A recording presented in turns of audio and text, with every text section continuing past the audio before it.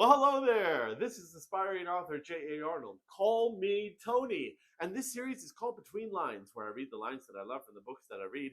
If this series inspires you to pick up that book, I hope you enjoy your reading journey.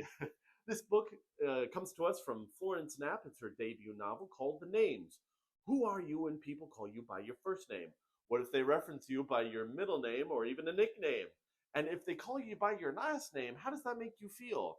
Would you be a different person entirely if you had a different name?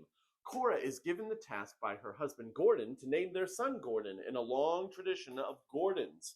But she has this itch to scratch. What if there's a better option out there, like Julian?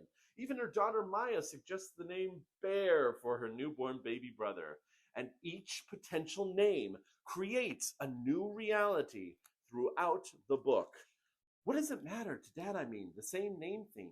Cora wants to say it matters because sometimes big men feel small inside, because some people, like Gordon's father, travel through life believing themselves so far beyond improvement they come to think their children and their children's children should all be made in their name.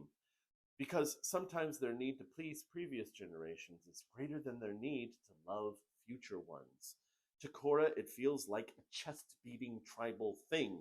But she doesn't say any of this to Maya. She already picks up on enough. Tradition is just important to some people, she says instead.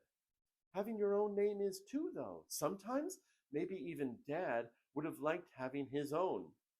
Cora takes a hand off the pram to wrap her arm around Maya's shoulder. Wise girl. She wonders again if she is doing this right, any of it, all of it. If it's even the right thing for Gordon himself to be carrying on this tradition. Maybe consenting to live in the shadow of his father and his father's father is only perpetuating the likeness, increasing the weight of it for him. Perhaps calling their child something different would be a liberation, not at first, but later.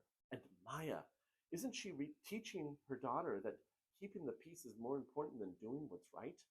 Cora wonders what Maya thinks of her for agreeing to give her brother this name that will tie him to generations of domineering men.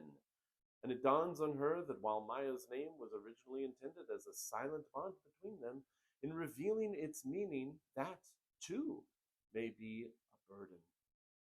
Perhaps she has unwittingly sent a message that their lives are destined to follow the same path, when her real hope is for her children to tread their own. One appreciates the vagaries and the juxtaposition of other worlds created by Knapp.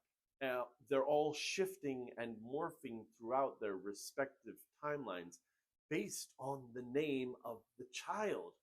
Whether Cora chose that name, Maya chose it, or they were both coerced into choosing.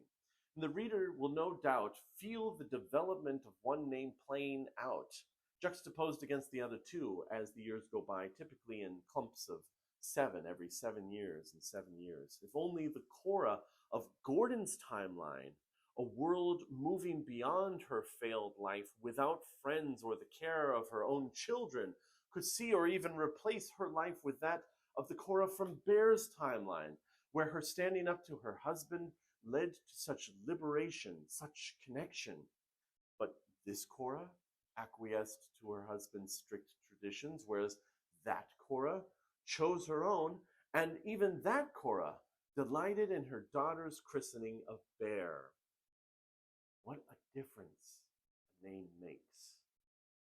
What a consequence unfolds when someone received their very own personal name. What a power one has in uttering every single syllable. This has been The Names by Florence Knapp. What's in a name? Happy reading.